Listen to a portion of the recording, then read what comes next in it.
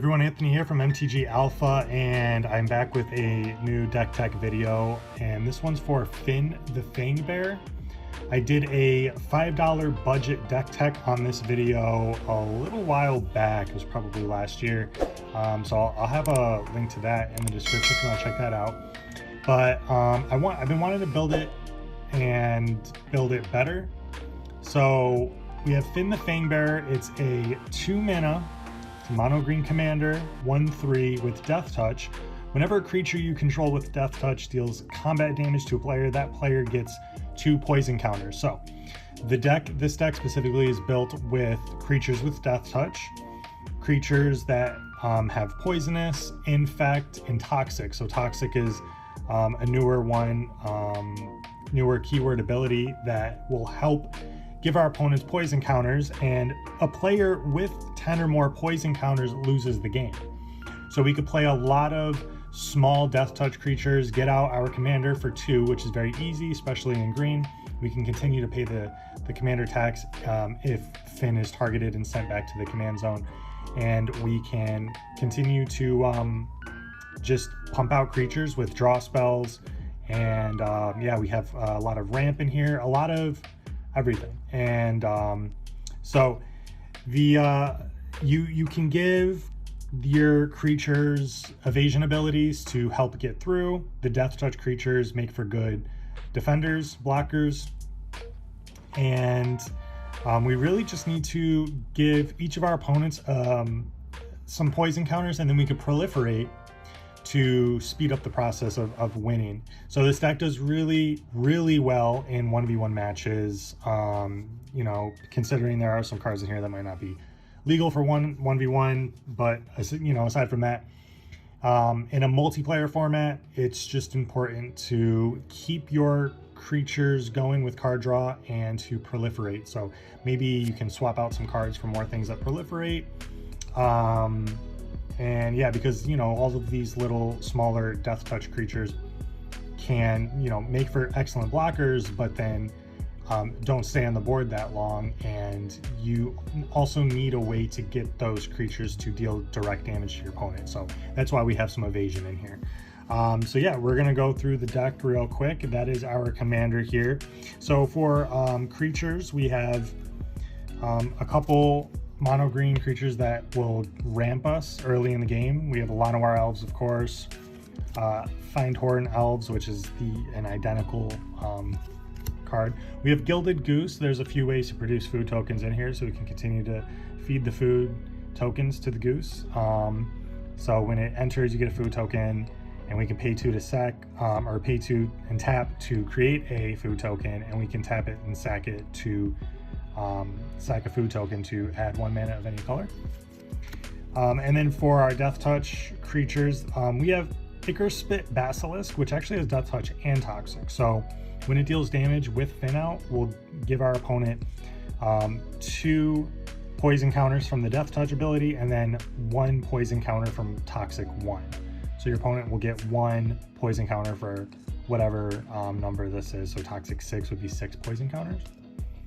So that's really nice. So we can really just speed up the poison there.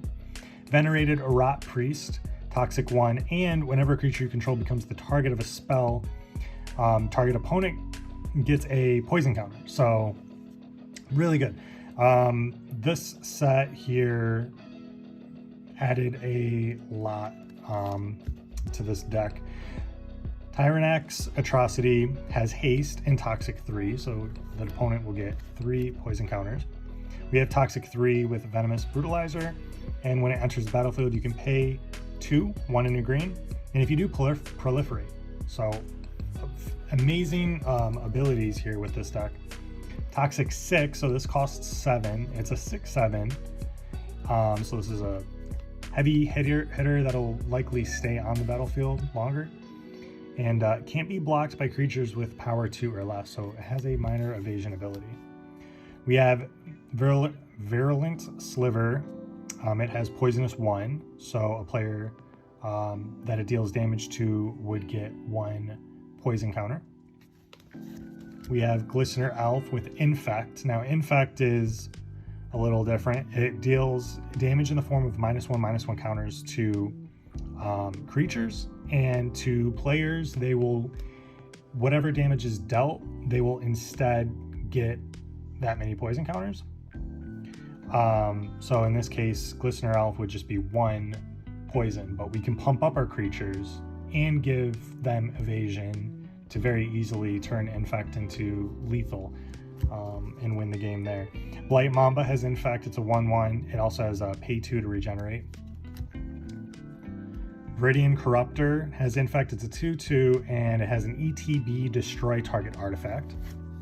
And then Mirkwood Spider is a new Death Touch creature from the Lord of the Rings set. It's a 1/1 for 1, and whenever it attacks, target legendary creature you control gains Death Touch until end of turn. So, might be relevant, but Fynn, our commander, does have Death Touch. So, if we have a legendary for whatever reason in here that does not have Death Touch, then that would be nice. Underdark Basilisk, it has Death Touch, and it is a 1/2. Ambush Viper has Flash and Death Touch. Ren's Run Vanquisher has Death Touch. It only costs 2, but as an additional cost to cast it, you have to reveal an elf card from your hand or pay 3. There are some elves in here, so I've gotten pretty lucky by being able to play it for just 2. Serpent Blade Assailant is has Death Touch and backup 1, so when it enters the battlefield, put a 1/1 counter on target creature.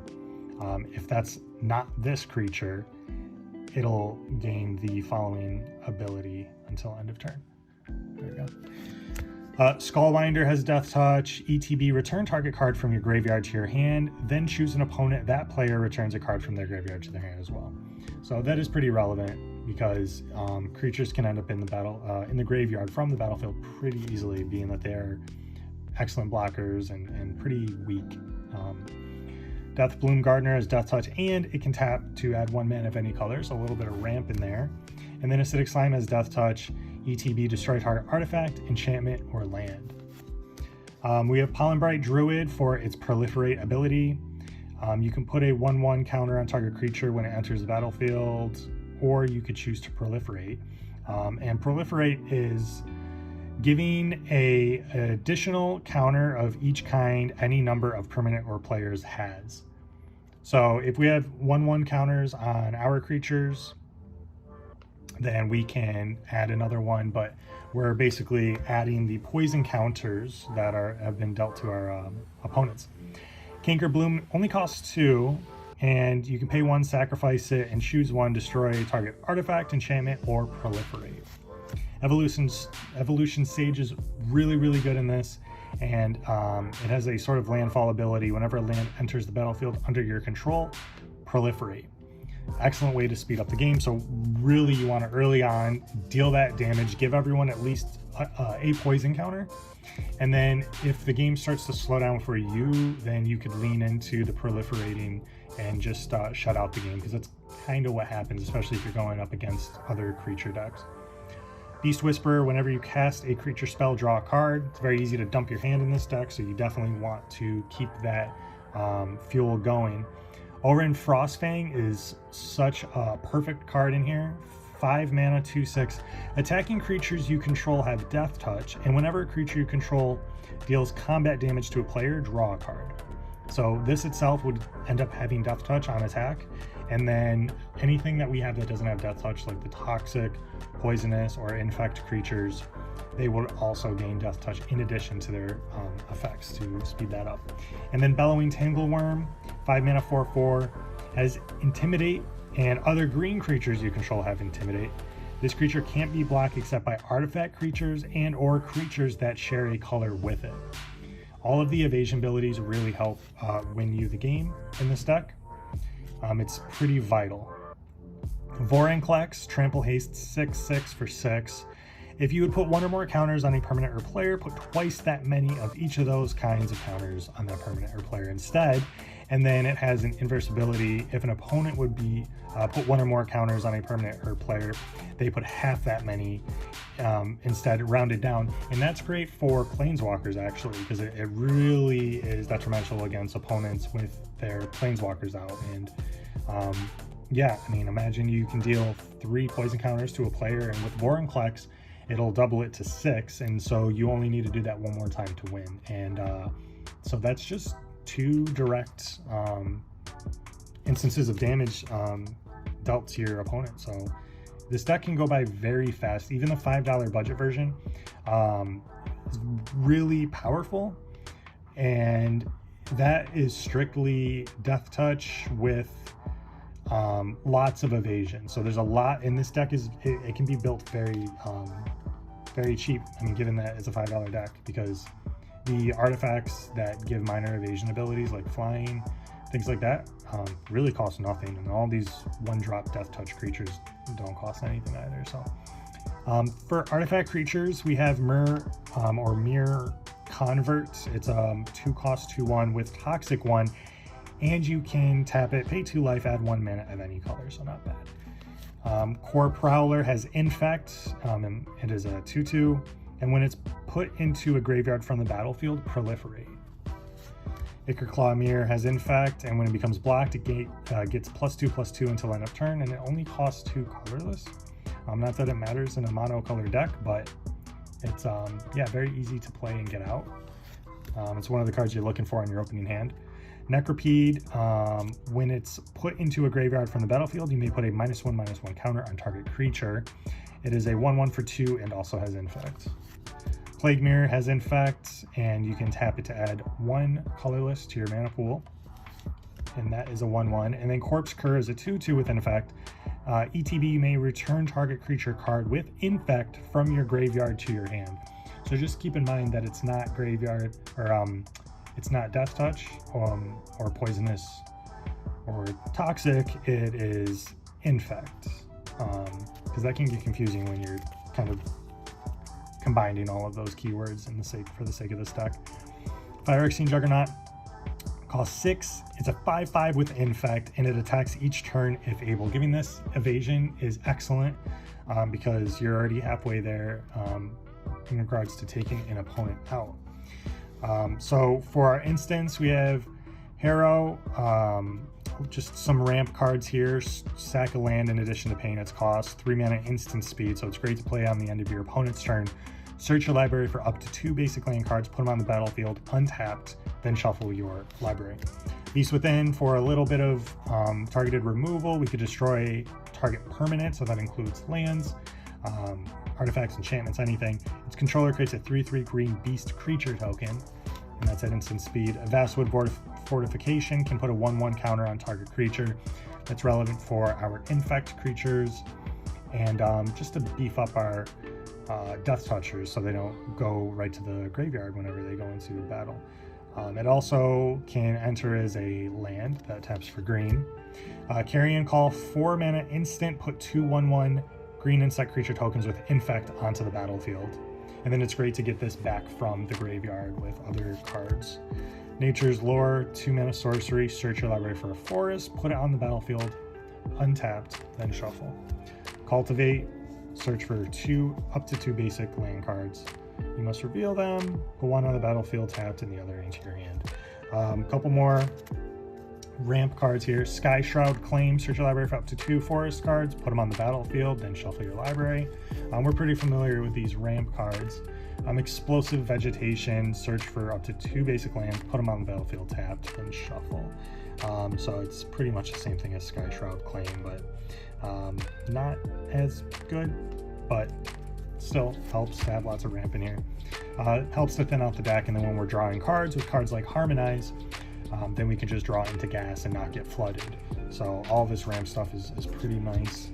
Shamanic Revelation, draw a card for each creature you control, and you gain 4 life for each creature you control with power 4 or greater. That second ability is hardly relevant in this deck, but for 5 we could draw a bunch of cards, because we can't go wide with all of these low cost creatures. And then there's a few things that produce tokens, so that could be relevant. You could also consider putting in things that double tokens, but I would probably add more tokens in here before doing that. Expand the Sphere is a great card for 4 sorcery speed. Look at the top 6 of your library. Put up to 2 land cards from among them onto the battlefield tapped, the rest on the bottom in a random order. If you have put fewer than 2 lands onto the battlefield this way, you get to proliferate a number of times equal to the difference. So either we get to ramp by looking at the top 6 and taking 2 lands, just any type of land. So put them on the battlefield. But if for whatever reason we look at the top 6 and we don't pull a single land, then we get to proliferate a number of times equal to the difference. So pretty good. Proliferate is going to be really good in this deck.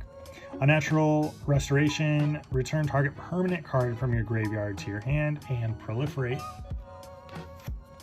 Viral Spawning, create a 3/3 green fire extinct beast creature token with toxic 1, so that 3/3 would deal 1 poison to an opponent.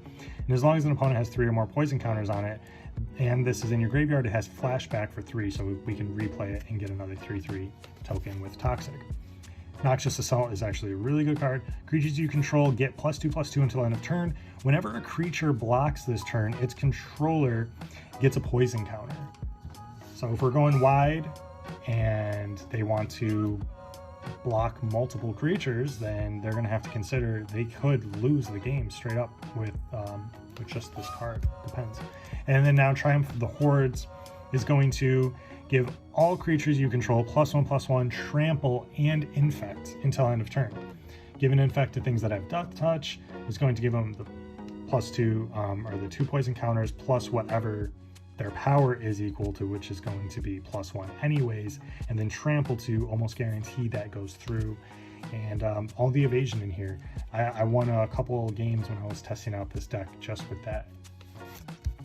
Blanchwood Armor is a 3-cost enchantment aura, and it will give a creature, the enchanted creature, +1/+1 for each forest you control.